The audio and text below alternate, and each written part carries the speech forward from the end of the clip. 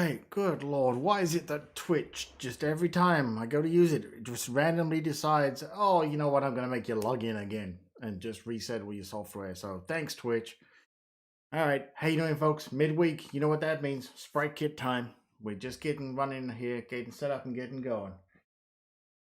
So give me a minute. Uh,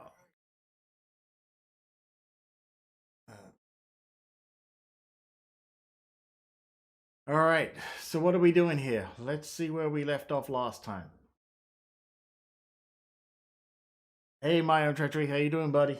Yeah, I know, right? You know, who'd think that between two different sessions it would actually just remember my login for once? But no, randomly logging you out for no reason and then just in the software saying, eh. So, you know.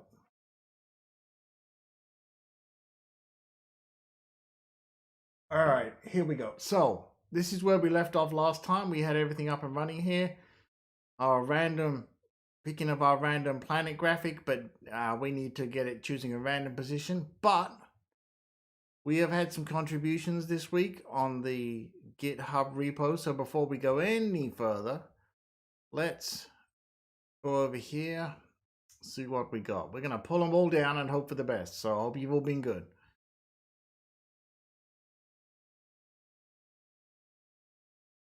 Please, no merge issues. We don't like merge issues. Okay, there we go. Let's have a look here.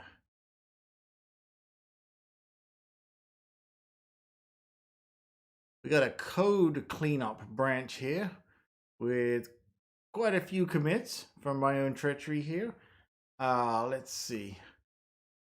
We're going to go through here, did a cleanup on the code, separated some key components in their own classes, and added some notes to go with it. All right, cool. Structure cleanup, classes added. Convenience methods. We do like convenience methods. They are convenient. Structure cleanup again, classes added. Convenience. Oh, I just read that one. Fix the spark effect, adding to the scene twice. It added twice? Okay. Made adjustments to the stars, added a timing respawn to the planets, added Earth for a laugh. Oh, outstanding. We're going to see that one. Added, updated players' weapons to support it being upgradable. Fantastic. 2 JSON files. Count them, folks. 2 JSON files to hold the weapon data. Ooh, all right. And adjusted the spawn time of the planets. Okay. You know what? Let's go ahead, pull this branch, right? Fingers crossed. Here we go. Fingers crossed. We're going to take a look at your work here, my own treasury. Here we go. Go ahead. Let's have this. Stop. Oh, wait. Let's go ahead and run this. See what we got before we look at the code. All right. Our spaceship is backwards. Our player is bigger. We got a random location for the planet across the top of the screen. Nice. Did you make everything bigger? The player's bigger, the bullets are slower, but the spaceship's up. The enemy is upside down. Nervous. Don't be nervous. I think you're pretty sure you've seen my code over the past few streams on this. Don't be nervous. Planets, stars look good. Right? Nice. Oh, look, I can hit this one. No, I can't. I tried so hard. There you go. Look, because I'm trying to use the old method. Here we go. So you can't see me doing this, so you'll have to trust me on this. I'm now just tapping, holding down on the screen to move off to the sides. Fantastic. My own treachery. That looks really cool. Look, I'm actually going to score some points here now. All right. We got our planets there with the stars in front to make Coco Type happy because, you know. All right. Let's see if I can actually get into 10 points here.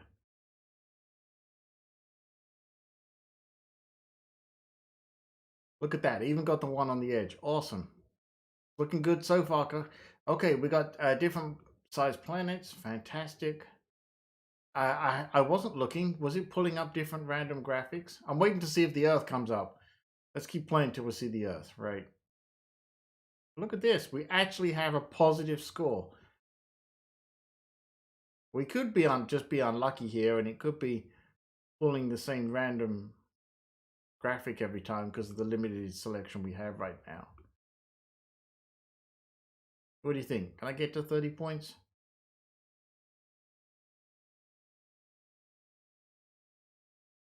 Looking pretty good right now, right? 27, 29. We actually have a respectable positive score for once. How about that? And we're not even cheating. And I'm watching the node count here. Fluctuates between 9 and 13. I guess that's probably right. I don't know. We'll have to check on that. But the frame rate's good.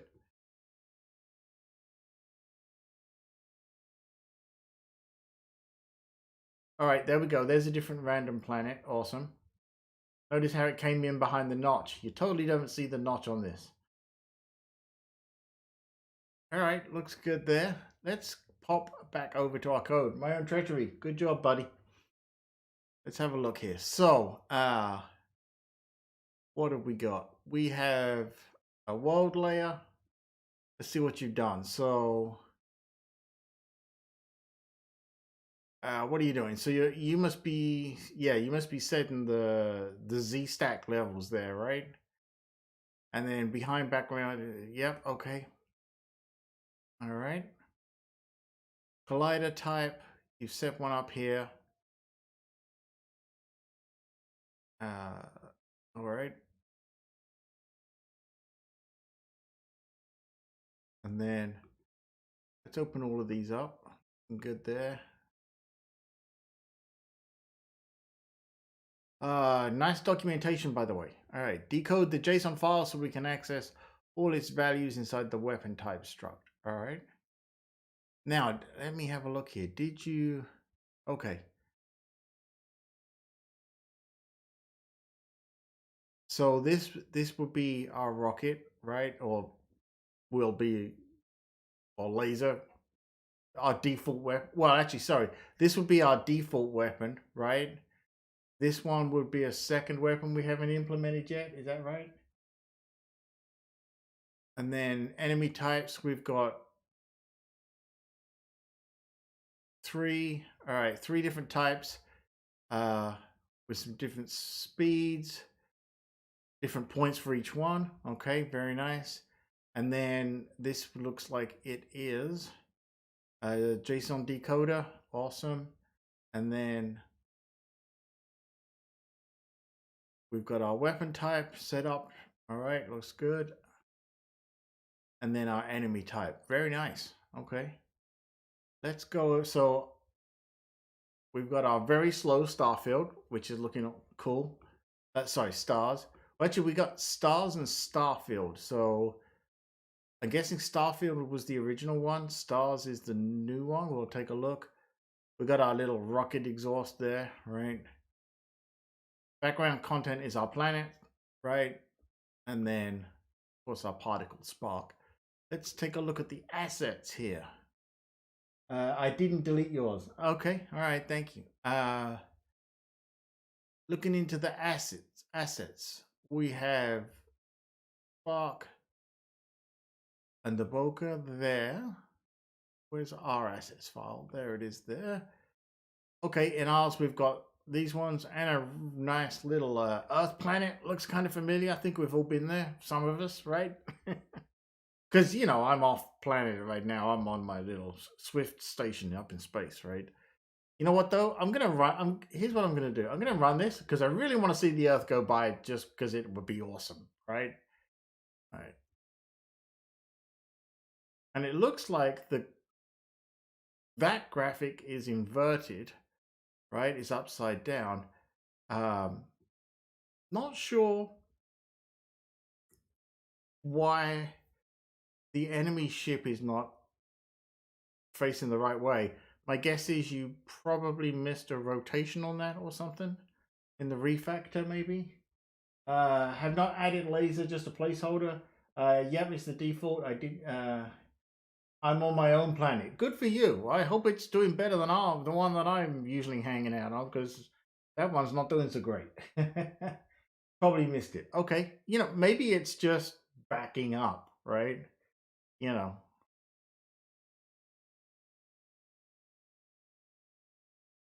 All right, we'll take a look at that, but this looks good. Looking good here. Just so everyone knows what's going on, what we did last week, we made the repo available. I put it up in a repo, and it's being made. Oh, awesome! Look at this. There you go. Very nice. Doesn't look like a heavy pollution day on Earth, right? Cool. Very, very nice.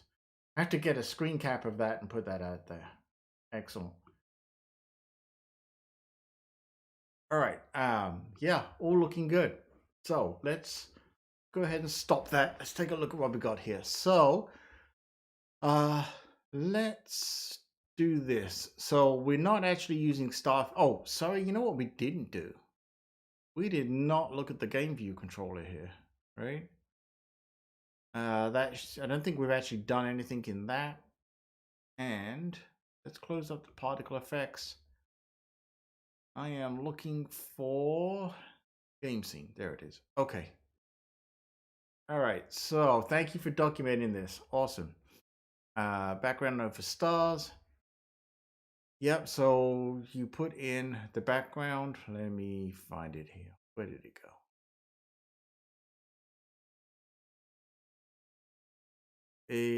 So we've got a background node. All right. We set up the row for our player, for our enemy, for our planet.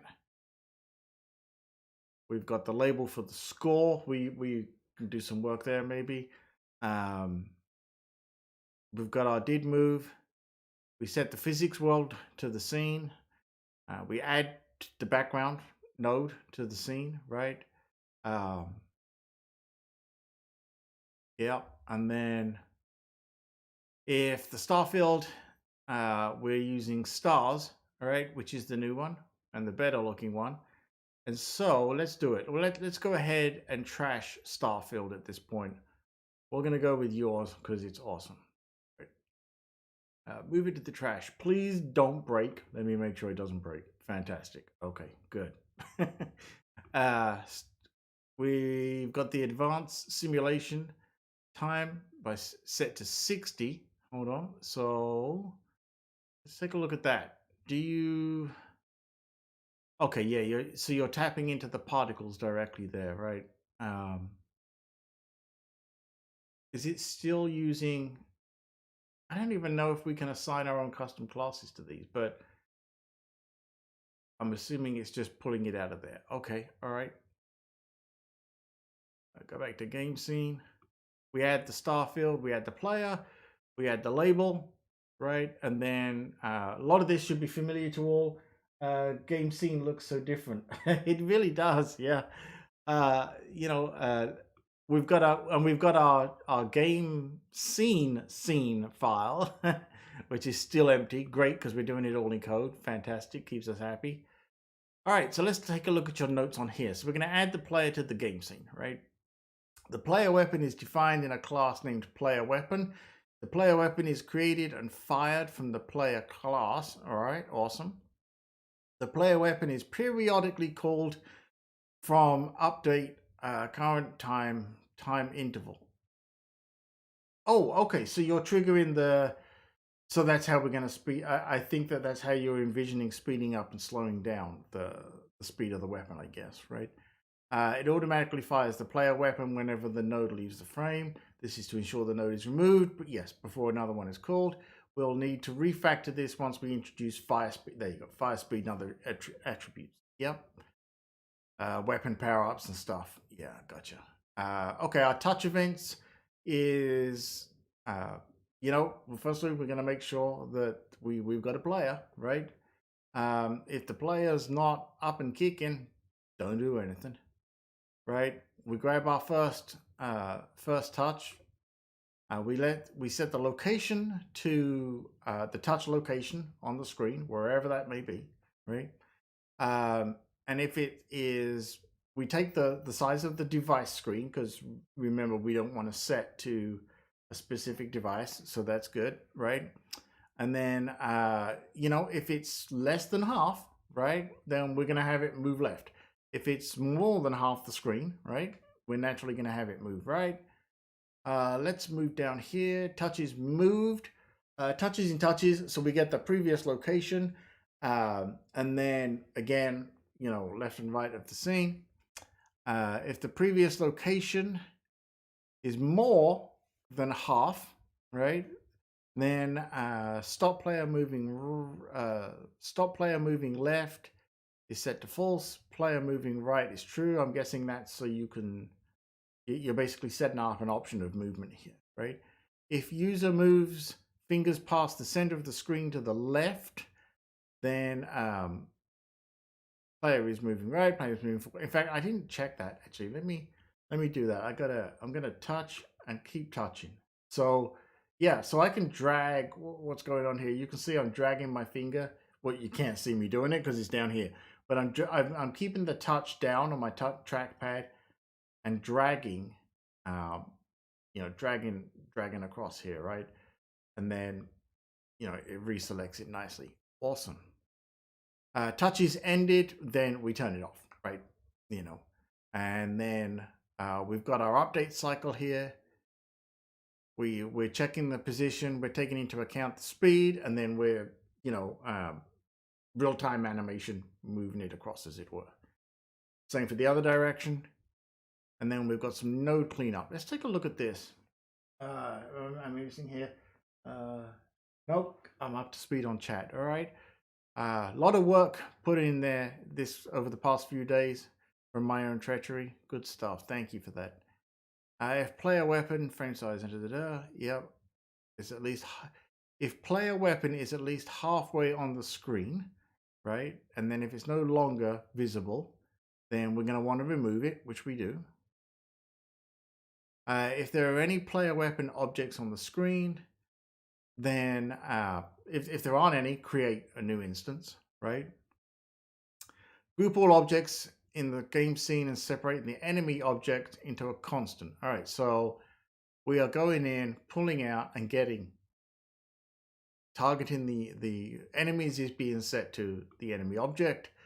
If the enemy object, if there isn't one, same thing. Presumably at this point, it'll have gone off the bottom of the screen or got destroyed, one or the other. Then create a new one, right? Create a new instance, spawn a new enemy. Yep, good naming. Yeah.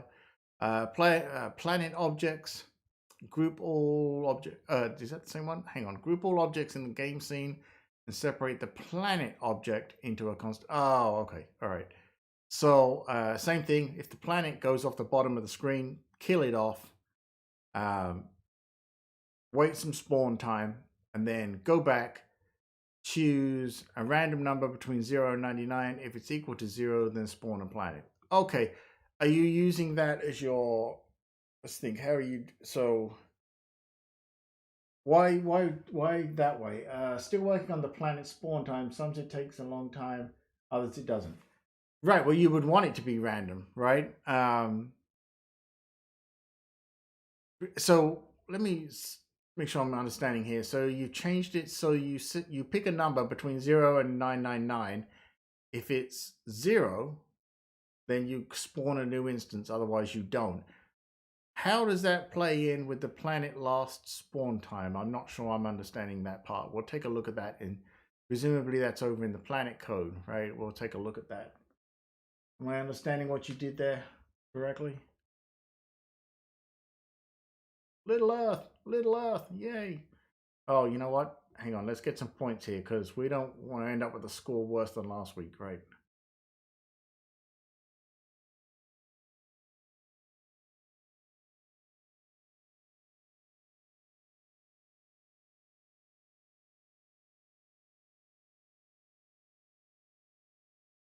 Let's try and get this back up into a positive score here.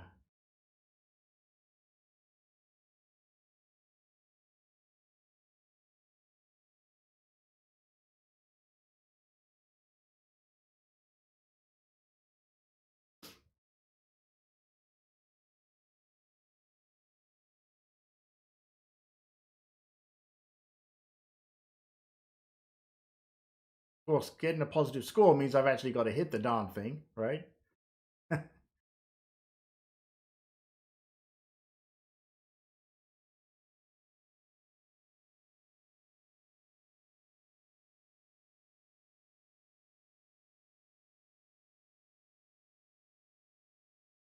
right, there we go. Got a positive score. Okay. If the planet's last spawn time. By the way, if my volume's okay, I've moved my mic. I rebuilt my layout on my desk here today, so let me know if there's an issue. Uh, if the planet's last spawn time is equal to the current time, then randomly check to find 0 when it does spawn, if that makes sense. There's probably a better way for it. Let me think about that again. If the planet's last spawn time is equal to the current time, then randomly check to find 0. And when it does, spawn, if that means. Depending on the accuracy level, surely the planet's spawn time will never equal the current time.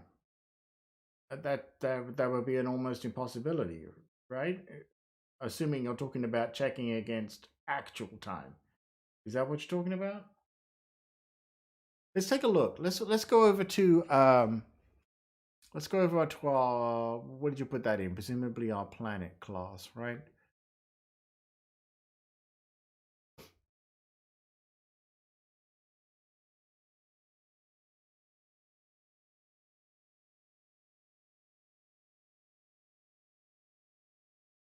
All right, so we're gonna choose a random element from our list, right? And then we set the speed, and then okay, so the last spawn time is a double of 0. Convenience variable for the chosen planet size, okay, 0. And then when we init the planet, it's strange to explain. It's telling the system that it's ready to spawn, so try it and spawn once you find 0. Okay, well, this works, right? So we set up a random planet size, right? And then we have our texture, which will be one of these random textures up here for those who don't know what's going on.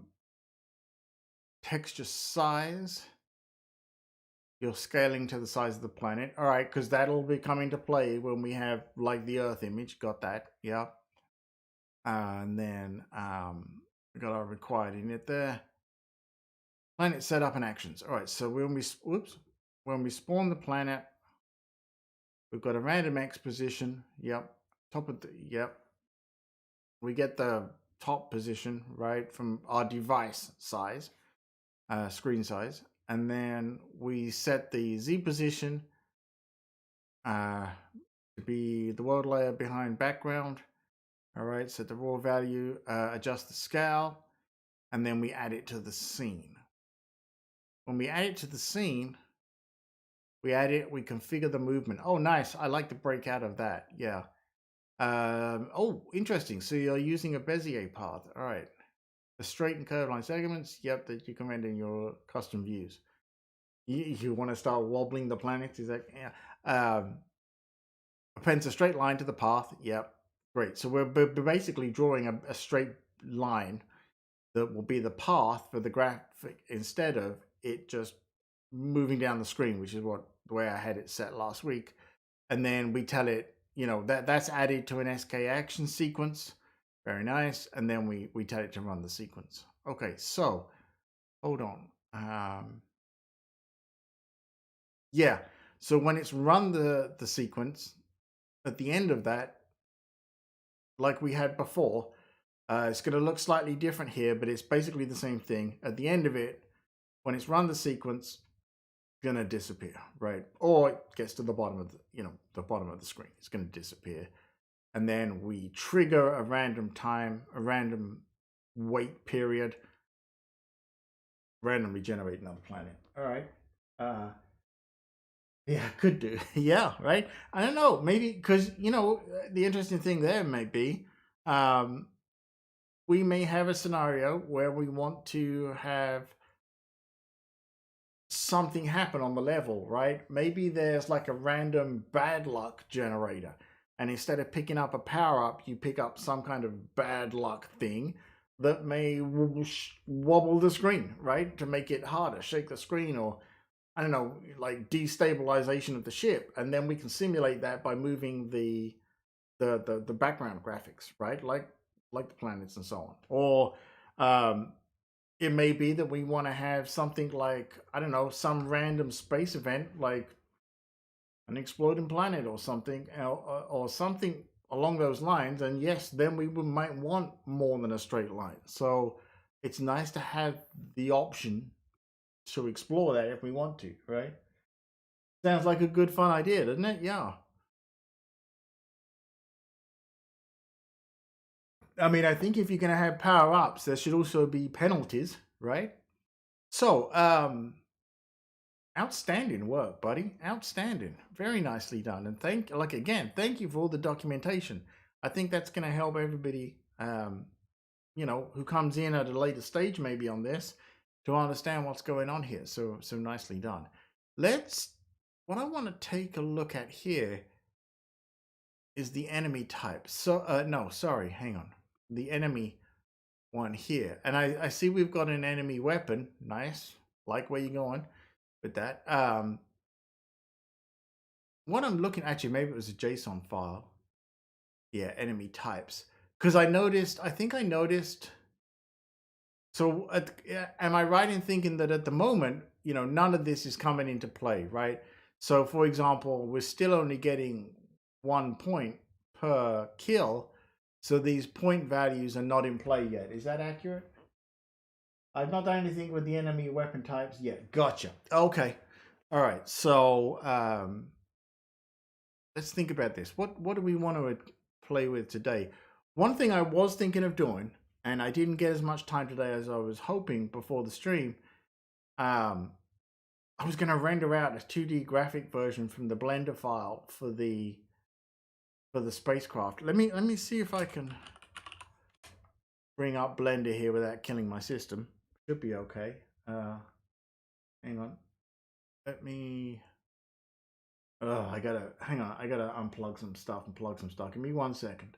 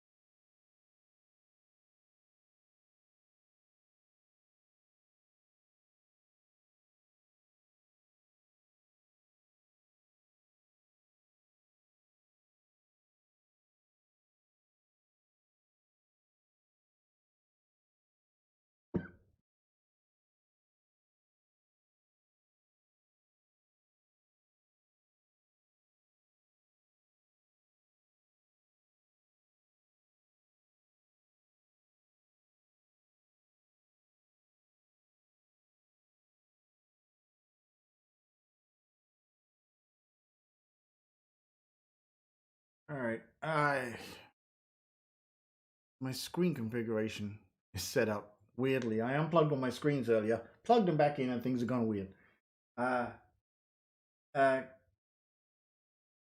I'm going to try and pronounce his name here. First time chat, Kelleroson. Is that right? Hello. Thank you for joining us. Do you have a public repository for this code? Hi, Nicholas. Thank you. So we don't have a public repository. What we're doing is we're exploring. We only set the repository for this up last week. We're exploring the option of. Oh, my score's terrible. Let me try and improve my score while I'm talking here.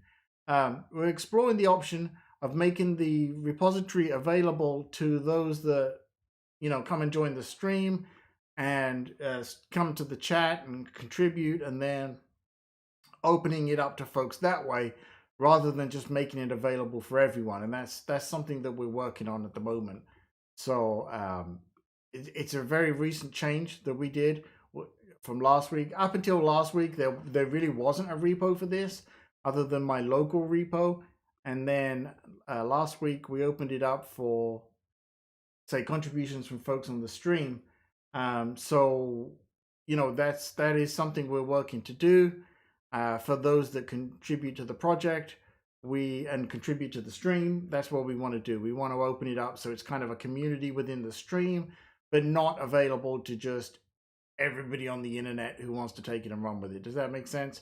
It's because we're putting it under the idea that, hey, you know what, you can take it, you can use it, but you got to contribute to it in the sense of code and that kind of contribute to the project. I don't mean like financial contribution. And then anything you do with it, you got to put that back into the project. Hope that makes sense. So we're working on all that. Yeah, Nicholas, my own treachery did some great work this week on cleaning up the code for me. Uh, uh, Trevor Lionheart, thank you for the follow. Appreciate that. How you doing? So yes, I hope that explanation makes sense. We are, working to get this available for folks who come to the chat, contribute to the stream, and that, again, as in content contribute, doesn't have to be financial contribute. Please don't everyone think that I'm insisting you pay for it. That's not what I mean at all. um, okay, I understand. I just want to know if I could read the code, but I'm not sure I'd be able to contribute. But yes, I understand. No, it's fine. Totally, it's a good question. By virtue of the fact that you're already in the chat, hey, hang out in the stream today, and then we'll maybe by the end of the stream today, we can, if you have a GitHub account, we can take a look at that for you. We are just doing a sort of a code review for all the code on this. So the good news is you're going to see all the code, which surprisingly, you may be surprised. There's not as much code as you might think to get this going, right? Our particle files, just so you know, the fancy part with the particle files all take care of themselves. So there really isn't too much to do there. We have broken out some placeholders, thanks to my own treachery's work this week, into some structs, right, ready to be used in the future. And we've got some JSON files here with some data that we're not using yet, and then we've just broken out classes for each of the elements to keep the code organized, and it's nicely documented here again, thanks to my own treachery, because up until now, this actually started out as something that I didn't think would be a thing for too long, but thanks to the awesome community on the stream, we are in a very different place than where we started, and this is an ongoing community project now. So feeling more responsible to keep the code nice and make sense for everybody, as opposed to my own private little mess that was my code. I think the explosions are adding twice. You think so? I'm wondering if that explains the node count, because as I watch the node count, it does. It's hard to know if it could be rendering twice. It sort of does look like there's a very brief part there, one between one and the other, right? Let's look where you put that code. I'm guessing, did you move that code out of the game view controller? Sorry, wrong one. Hang on. Let me find it here. Keep losing stuff. Game scene. There it is. Did you, my own treachery, did you move the triggering of the explosion out of this code? In fact, let's find that. Where is the part here? It was in here, right? Touches began, touches moved. It was up in the did move originally, if I remember rightly. So maybe you have moved it out of there. Calorisian, is the stream a daily thing? It's not a daily thing. Good question. The way that I've been doing this got a little messy timing wise over Christmas, but you'll see if you go to compileswift.com, or CompileSwift Live is the direct page for this. We do it was that we did a gaming stream, this one, on Wednesday nights, and then I did a iOS, Mac OS, an app development one on Sunday nights. We've been very busy with this one, so it may be that we have more streams of this one for a while as we get some stuff in place. But basically, the specific for this game would be Wednesday night tonight, and then sometimes we do one on a Sunday night if it's not for this. Sometimes we do one for this on a Sunday night. If it's not this one, we do one for the apps, right? Let me show you here. Let me bring this up. Well, let me bring the browser to the window. How about that? If you go to compileswift.live, Hope I don't end up in infinite recursion here. There should be a schedule here. Well, I say that, but where is that schedule? Maybe, it may be because I'm live. No? Okay, I'll go back and check it. It was on there, but you can go to twitch.tv/CompileSwift and you'll find it there as well. And I will put a link on compileswift.com. I'll put a thing on here for the schedule as well. All right. So I'll set that up for you. If there's a schedule, maybe I can find the time to come. Just curious because I have to go. Sure, no problem. Thank you for dropping by. Thank you for asking the questions. Please come back anytime. Reach out to me on compileswift.com if you want. We'll try and figure something out for you. All right. Thank you. Appreciate it. Have a good evening, morning, afternoon, whatever it may be. My own treachery says, I checked my code. I don't think that it's added twice. Okay, but I could be wrong. I've been wrong before. My own treachery. You may have noticed that I've been wrong before.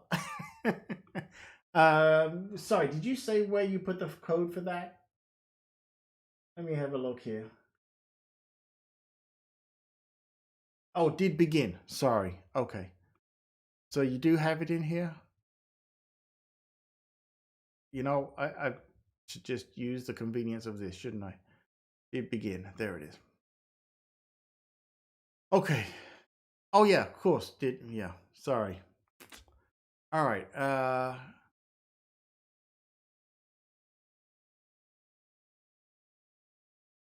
Nah, look. Yeah, I mean, it's there. Unless it's being triggered because this loop is running so fast that it has enough time to trigger it because it runs fast enough to check it twice. Does that make sense? Seems unlikely. It may just be that it looks to us, and it may look even worse for you on the stream. I don't know. Depending on the frame rate and any lag, it may have like a ghost effect. So it could be that as well. But I think as I'm watching it, I mean, it looks like it's twice, but I think in reality, what it is, it's just the way the stars are moving and with the capture software and everything else. I think it may just be that it looks like it's twice, right? Let's hope so. You know what? My score is getting terrible here. Let's get some more points, right?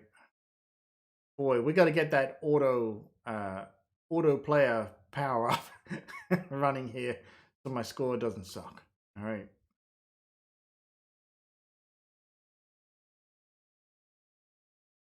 Or, you know what? So wrong. There you go. Look at that. I'm already in the positive score. All right. Okay, cool. Alex, how you doing, buddy? Yeah, back at it with Space Invaders, right? Yeah, we had community has come together and cleaned up and documented my code. So, yay. And we've got our planets in here, so we're looking good. Yeah.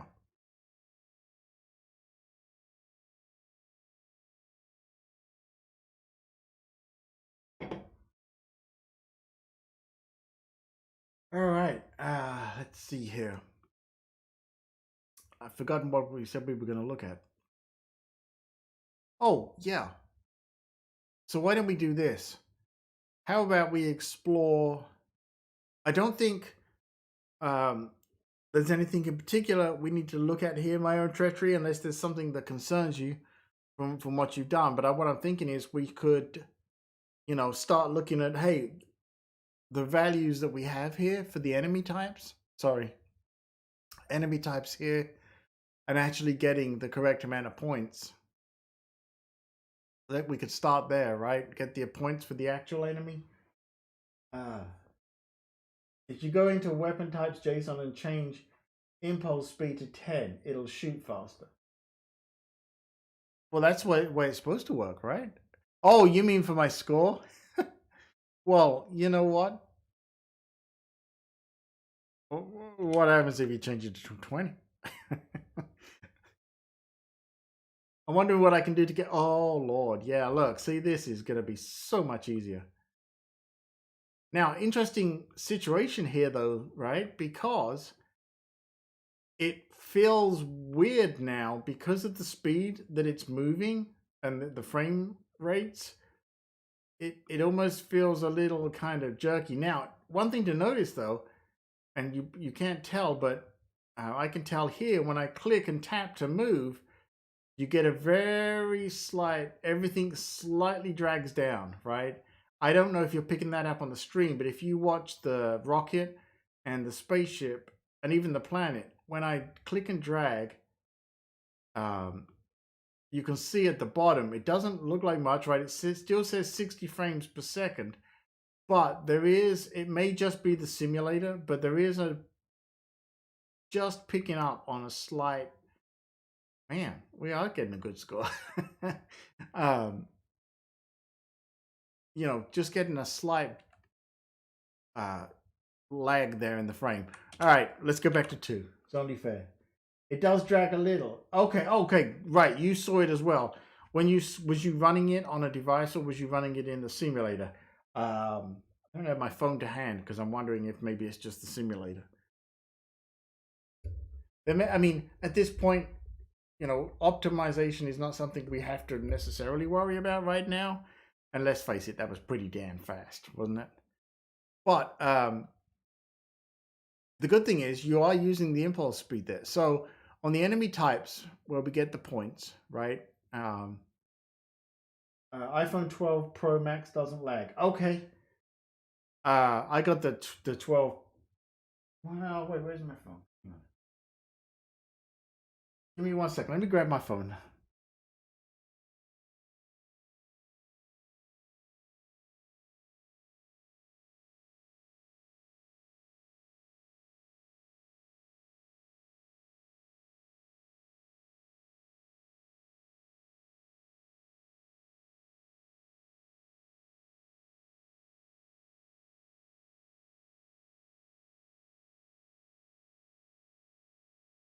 All right, yeah, 12 Pro Max as well is what I was gonna say. Well, so um, my hardware results would be the same as yours. Okay. I do have an older iPhone around here somewhere that I'll have to find as well and try it out on there. I'm pretty sure at this point it won't run on my very old iPod. Is it due to display type? What do you mean? Is it due to display type? We're adjusting the scale each time. If we make the images the size we want, it will help. Yeah, it will help. Yeah. I don't know if it really affects it that much on that though. Instead of using scale, I mean, certainly not scaling things like that will help. And from an asset standpoint, it makes it easier when you're designing the assets because you can have you'll see the relative sizes as you're designing them. So I mean, yeah, when we come to do some optimization, that's probably one of the things. Uh, hardware display type. I mean, oh, I gotcha. Yeah, maybe right until they give us those 120 hertz iPhone screens, right? Hint, hint, Apple this year, please. Thank you. Uh, oh, you know what? That's a good point. Hey, what I'll do. I'm running on external screens here, but some point this week I'll run it on the internal screen on my Pro Max, whatever the hell it's called here, which is 120 hertz, right? And we'll see. I can sort preload functions. Sure. Yeah. Cool. Yeah. Um, so let's take a look at this, right? How about we take a look at these points? So let me see. I think you said you haven't used any of that yet, right? So when I did begin our player score here, well, let's backtrack. I'm curious, how did you do? So this is your player. How are you picking up the, sorry, it should be weapon, the speed of the weapon here? So yeah, right, you've got a, up here, you've got a fire speed. You set up a basic weapon with a fire speed of 20.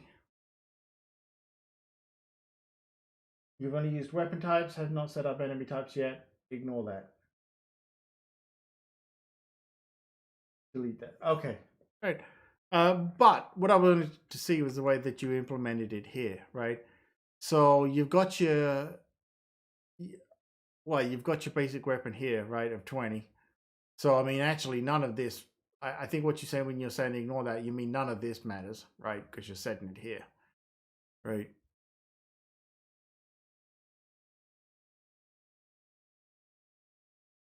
The file you're in at the moment does nothing.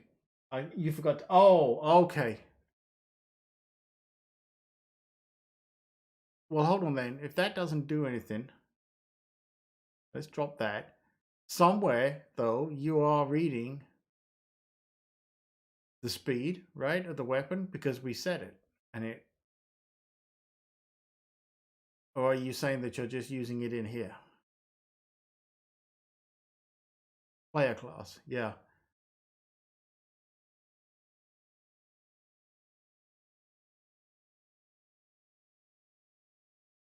This one right here, rocket speed 20.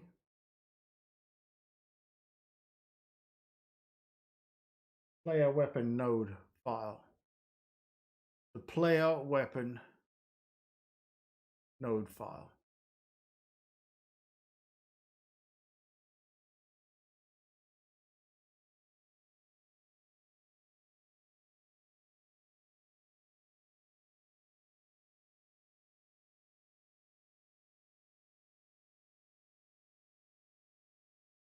Oh,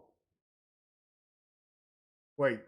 So you're saying you're this in the player weapon node file is where you're pulling it from the JSON file? Is that what you're saying? This one right here, right? Yeah, I got you. Okay. Well, but hang on. So, based on what you did there, player weapon node.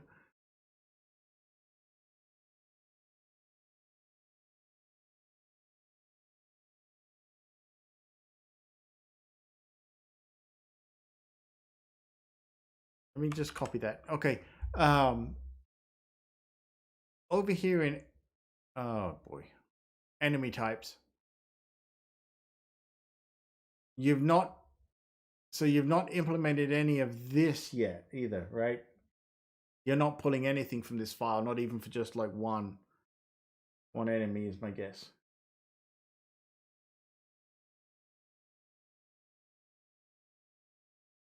Got it. Okay, you haven't implemented it yet. All right. Okay, I understand.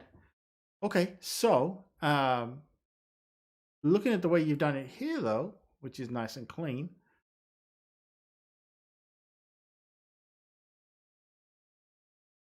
Actually, so you don't load.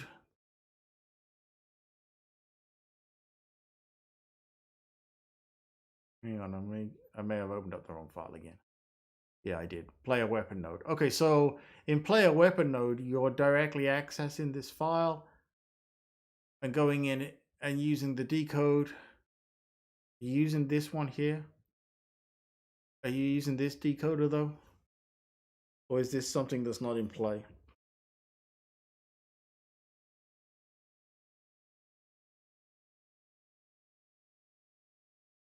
Got it. Okay.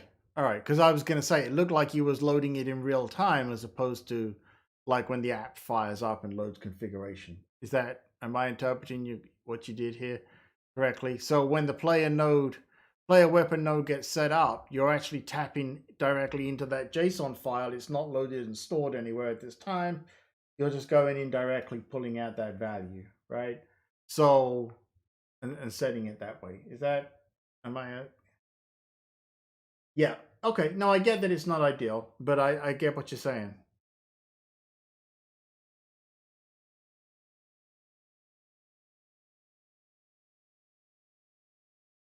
Now, could also cause like yeah that IO not going to be the best, but that's fine because it wouldn't work that way, right? Eventually, what happens is you're going to load in all the configuration when you spin the app up. You'll be changing those numbers in real time, but you won't need to, and you may save them back to a file at some point, like game state or something. But you will load that data up into memory when the app loads and then keep that there. and then change the values in memory. And like I say, maybe you'll store it back later at some point, but yeah, you wouldn't keep loading it all the time like that. I get you. Yeah. Okay. Now, what I want to see here.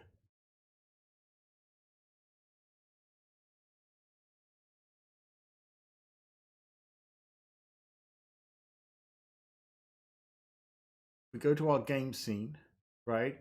This is where we increase our score. A decision to be made would be when you decrease the score, do you decrease the score by the amount for each enemy, or do you use a constant amount every time? I don't know. Something to think about. But this one here, right, we would want to get the current destroyed enemy score value and add to player score, right?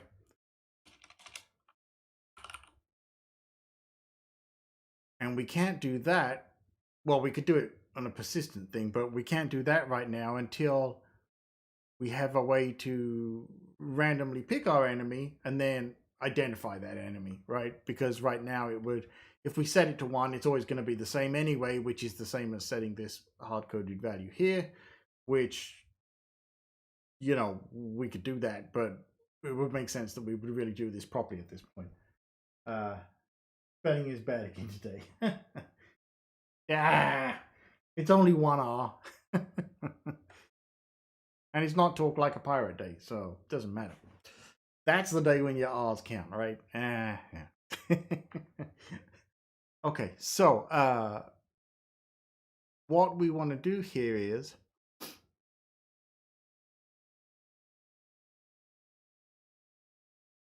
let me think. I'm trying to think the best way to approach this, because as far as like loading these files and setting up a model for it is something I would really want to sit and think about before I did it on a stream, just to plan it out a bit. It's probably not something that's best done on the fly in a stream.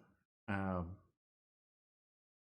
at the same time, I'd like to get us something here. So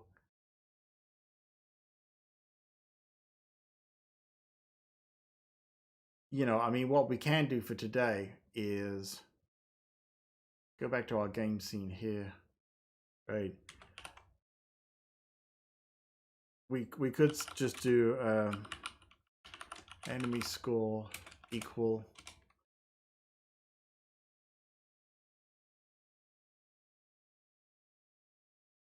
this is going to be enemy type, right?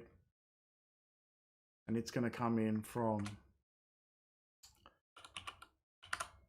enemy types. And we do have in here, we've got name, shields, speed, power up chance. So let's go ahead and add points, right? So we'll just, let me keep these in a good order here. So points is above power up chance. Okay.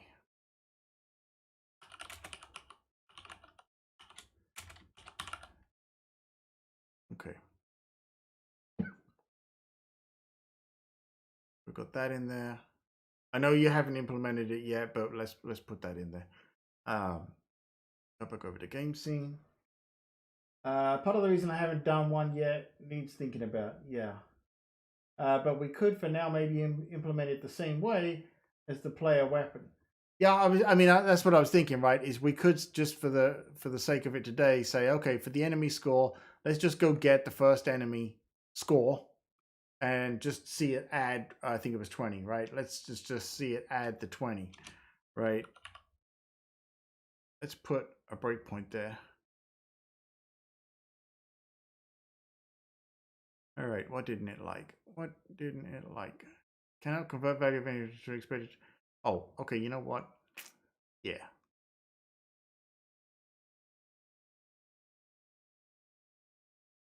you would need to type it like, oh, here we goes. Yeah, actually, I didn't tap in to get the full object. To get the property there, I actually just accessed the object. Yeah, exactly. Yeah, thank you. Yeah, I was gonna say, yeah, that's where I was going with this. Was I'm not actually getting the right value. Yeah, I'm not getting any value. I'm getting the whole object, which is not a thing you can treat as an integer and add up at this point. So yes, points. Yeah. Actually, you know what? Let's just boink. Let's just run it, see what happens. Right. Oh, that's not good. Failed to decode file from bundle. Maybe that file is not.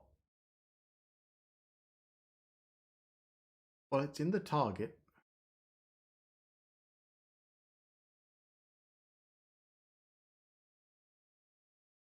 I think I left a line out. I left a line out here. Spelling error, maybe? Maybe? Enemy type. Enemy type. Enemy dash types. Enemy dash types.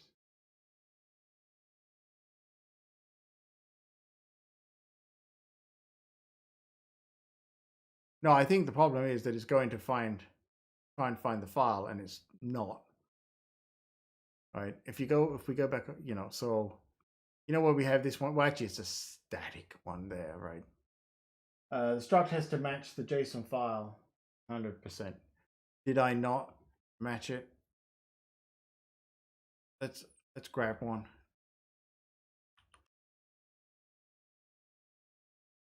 Take a look at this. Name. Oh, yeah. Your typo, not mine. Speed, points, power up chance. Okay. Yay for not being my typo. Don't worry, I'll get the next one. All right.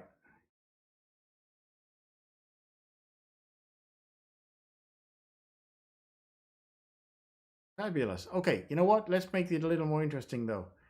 Instead of getting 0, why don't we... There's 3. I think there's 3 in there, right? Yeah, so let's just randomly pick a score from one of the 3, right? Doesn't matter which one. Just randomly pick one. But I think actually I've screwed it up this time.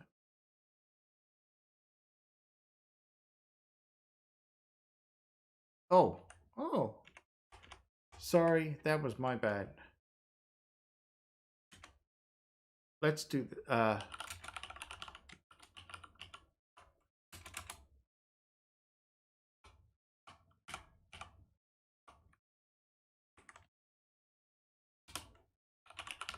This is only going to be temporary, just for the fun of seeing some different scores, right? But I still get it wrong. Now what? Cannot convert value of type closed range into expected argument type of something.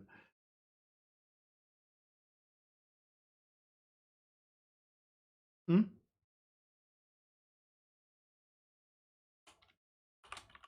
It isn't it?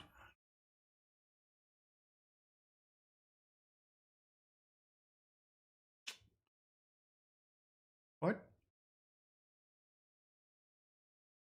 Oh, you know what? Hang on, I'm sorry. It's probably this part that I've screwed up, right? Hang on, that's not what I meant to do. This will be int.random closed range 0, 2. Does help if I do it right. Yeah. Anyone spot that? No? Great. Okay, 100, 40, 240. Look, this is so much easier to score. All right, and if it goes off the screen, it should still be 1, right?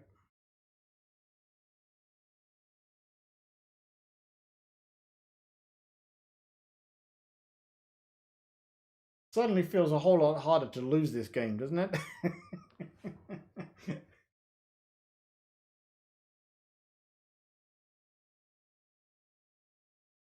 Okay, cool. So we got that working for us. So, this is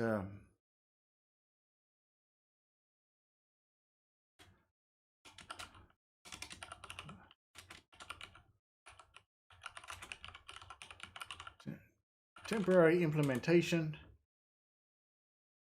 just to check score addition, right? Let's make it clear that that's a temporary thing. Now, looking at that, I think actually what we really should do, this should be the same. Otherwise, life's going to get real easy, right? So when we come to do this properly, what we'll do is we won't do this here in the function. We will, have our model set up so we've got it, and we'll just access that property. And instead of plus minus one and all this, it'll just be enemy score or something like that. Make sense, everybody? Yeah. Okay, cool.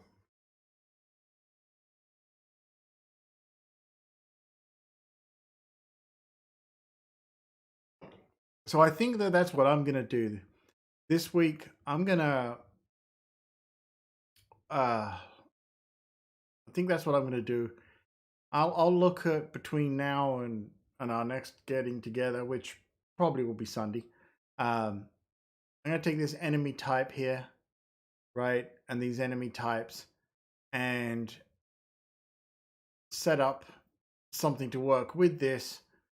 For one of our three things, I will also come up with 3 different graphics for the enemy, because what we may want to end up with in here is, an asset name, right? So we can assign an asset to each of these. Make sense? What does everyone think?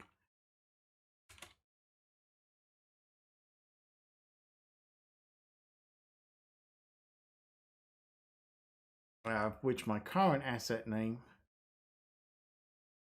is something with apps that I always do and I always preach is having things built via configuration.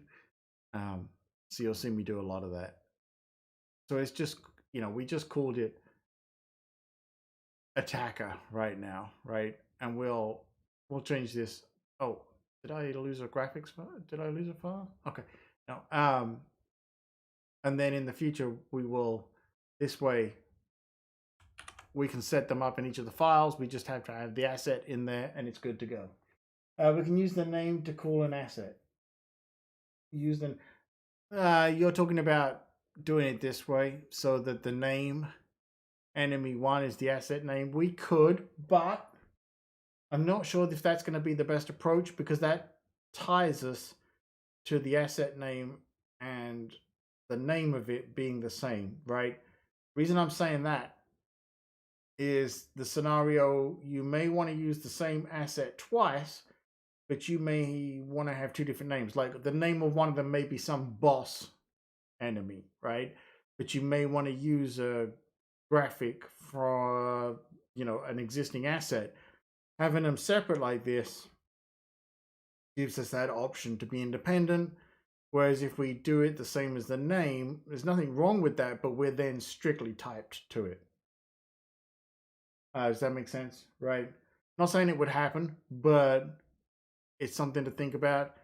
That could happen, or it may be we do something with the assets in the future, and we want to have the name, right? Maybe we want to display the name of the enemy if it's a boss, right? You are now attacking Colonel Big Ass or whatever, and then we would want to put that in as the name, and we can pull that out, right? Make sense? I mean, it's just how I'm thinking about it. Could you string interpolation, but your way works too? Yeah, we could do it either way. We'll leave it out for now because I don't even have the assets, and we can play around with it, see what we like the best. But I will have. My goal this week is going to be to come up with better graphic assets for all of this, and so that we can clearly see that it's, in this case, different types of enemy on the screen, right? And then I'll also try and get to writing some code to have each of these come into play and actually be a thing, right? Maybe not all of these properties. Certainly the points and the speed should be a thing. So I'll try and get those working as well between now and the next one. What would you like me to do, or should I hold off this week? No, you go for it. You keep going. This is a community thing. I don't. I mean, I guess I'm gonna say, whatever you think you want to try. I think as we map out the way we want to take it forward, that's why I'm picking the enemy thing, because of the scores and the graphic assets. If you want to uh, pick something and go for it, then go for it. If you know what you want to do now or what you want to play with, feel free to share that with us. But that's what I'm gonna do. I'm gonna so don't touch the enemy part. I'll do that, and then if you want to pick something else to go work on, go for it. Right. Same for everybody else. What I'll do is I think I got to check what I set up in GitHub. I think I set up a community discussion space. I can't remember for sure. But I do have a compile Swift Slack. If we find that we want to, off stream communications, put them in a Slack, I can put you all on my compile Swift Slack. I was thinking of working on a preload menu maybe to load all the assets. Sure, go for it. Something else that I was thinking about over the past couple of days was going back and saying, okay, you know what? I should also look at some pre-game screen, right? Because so that I can understand the moving between scenes, even if it's unloading a scene, unloading another one, but some start screen, so you don't just launch straight into the game. I feel like we're getting to that point, and something like that. So I may look at that as well and play around with it. The enemy part. What do you all think on this? I think it works out well sometimes on some of this stuff because it takes a while and you kind of need that focus, right? As opposed to sort of switching between doing it on a stream and checking the chat. To think about some of these decisions. So I think that doing stuff off stream is fine, and then we can just review it, right? Like I did today, pull up the commits, and we can just all review it together and do it that way. That seemed to work well today, but give it some thought. And again, if you want, if you want me to set up a special chat area for this on my Slack channel on Compile Swift, I can do that if you're interested. Let me know. You can always email me compileswift@gmail.com, and then I can set that up and throw you an invite on Slack. Does that let me know what you all think about that? All right. And then that way we have one location where everybody sees what everyone's working on or suggestions, because you know how it is, right? We all have these thoughts of like, oh, well, that's a cool thing. That'll be an off stream day or something like that. Sounds good to you. All right. Yeah. If anyone wants in on the Slack, let me know. Just email me, compile Swift, right? Let me put it here. compileswift@gmail.com is the one that I have tied to that Slack. So I'll see it and I'll throw you an invite to whatever email address you send me. All right. Okay. Cool. Okay. I think what I'm going to do is we'll leave it sitting there for now. But lots of awesome stuff been done. Very cool. Thank you for that. Appreciate it. And we're having a lot of fun with this, right? I mean, we're making a lot of rapid progress now. We got over my really bad initial Sprite kit hurdles. So that's what we'll do. Hopefully, I'll have some at least better looking graphics and 3 alien files for you all in the assets here. You'll see it in the commits. I think we'll leave it there for this week, folks. Thank you. Good. I'm glad. I like it. I'm enjoying seeing other people work on this and get excited about it too. So thank you for that, and thank you for taking the time to go through and do this and write the documentation. It's just a lot of fun. It is so nice when you spend all day working on serious products that have lots of decisions to be made, to have some project like this that's just fun to play with, right? And it's just a lot of fun to have it. Could even entertain the idea. It's just something for you all to think about. Maybe it's something we want to have.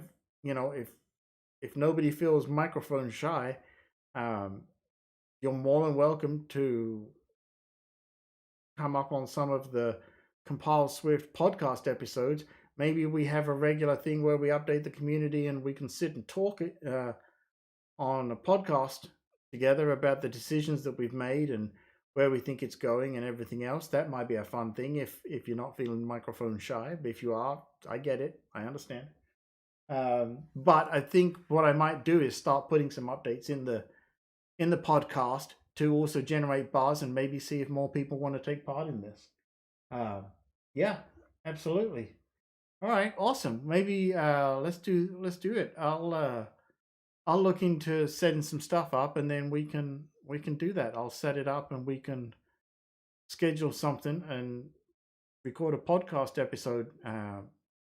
Talk about it and how it came to be and all that kind of stuff. That would be a lot of fun. Help promote the community idea of this, and like I say, maybe it'll generate. The podcast has some pretty good listenership numbers, so may get some other people on board with this. All right, awesome, folks. I'm going to leave it there for this week. I got some work stuff I need to do before the morning, but looks awesome. Thank you, everyone, again for taking part. I just want to thank you again for this. I hope I'm not doing too much. No, I don't. I don't think you're doing too much. Like I say, it was you guys that came up with the idea for this to turn this into a true community uh, project, whatever you want to call it, project. So I don't know if there is too much to do. Keep those commits going in. If, like I say, if you want, on the Slack, if you ever think there's something you're not sure that you think, I don't know if I should put this in there or not, you could put it on there and we can talk about it before the commit goes in, something like that. But I'm having a blast with it, so it's cool. And again, I'm learning with the Sprite kit and the emitters, so it's just a fun project for us all to play with and a nice distraction from all the stuff we do every day, right? And that's it, folks. I'm gonna leave it there for this one. Again, thank you so much. Reach out to me. Remember, compileswift@gmail.com. If you want on the Slack, send me an email address. I'll throw you an invite, and then we can keep that conversation going there off stream. All right. Awesome. Have an awesome evening, everybody. I'm going to get some work done here, and then I'll be back to writing to apps again tomorrow. Probably on Sunday. I'm thinking the way this might go. No pressure, but if you're around, instead of doing apps on this Sunday, we may continue with this since we made such good progress. We'll see. No pressure for you to do anything, though. Like I say, even if it's just me quickly updating what I did on the graphics and everything else, and then maybe we split it and we do some app stuff as well because I got some stuff going on there. You'll probably do stuff. I know, right? It's kind of addictive, right? It's kind of fun. You're like, oh, well, I got such a good buzz from doing this, and you want to keep doing it. And as you're doing it, you have other ideas. I totally get that. Yeah. All right, folks. Have a good weekend. Have a good rest of the week. I will see you at the weekend. Thank you so much. Greatly appreciate you all. You make this a lot of fun, as always. Awesome chat room, awesome stream, and awesome community projects. Who knows what else we may play around with in the future, right? See you all later. Thank you. Bye bye.